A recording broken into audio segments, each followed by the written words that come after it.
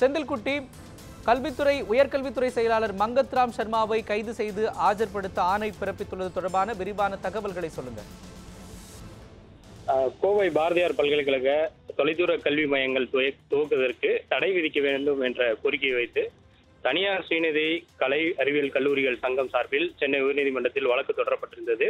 இந்த வழக்கு விசாரணையின் போதே தொலைதூர கல்வி மையங்கள் இயக்கப்படாது என்ற பல்கலைக்கழக பதிவாளர் தரப்பில் உத்தரவாதம் அளிக்கப்பட்டது. அந்த நேரத்தில் இதை பதிவு செய்த உயர்நீதிமன்றம் தொலைதூர கல்வி மையங்கள் துவக்க இடைக்காலமாக தடை விதித்து கடந்த ஆண்டு உத்தரவிட்டிருந்தது. இந்த உத்தரவை மீறும் வகையில் தொலைதூர கல்வி மையங்கள் மாணவர் சேர்க்கை நடத்த அனுமதி அளித்தது. பல்கலைக்கழக சிண்டிகேட் குழு நவம்பர் 28ஆம் தேதி இதற்கான தீர்மானத்தையும் நிறைவேற்றியது.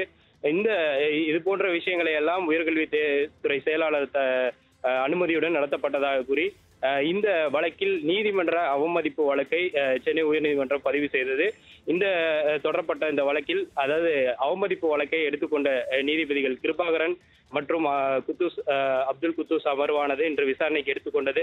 அப்போது இந்த வழக்கில் ஏற்கனவே இது போன்று ஒரு தீர்மானம் நிறைவேற்றப்பட்டிருப்பதற்கு உயர்கல்வித்துறை செயலாளர் நேரில் ஆஜராகி விளக்கம் அளிக்க வேண்டும் என்ற ஒரு உத்தரவும் பிறப்பிக்கப்பட்டிருந்தது. ஆனால் தொடர்ந்து இந்த வழக்கில் பலமுறை ஆஜராக உத்தரவிட்டும் உயர்கல்வித்துறை செயலாளர் ஆஜராகாத காரணத்தினால் தான் இந்த வழக்கில் இன்று முக்கியமாக அவரை கைது செய்ய வேண்டும், கைது செய்து நீதிமன்றத்தில் ஆஜர்படுத்தவும் காவல்துறைக்கு உத்தரவிடப்பட்டிருக்கிறது.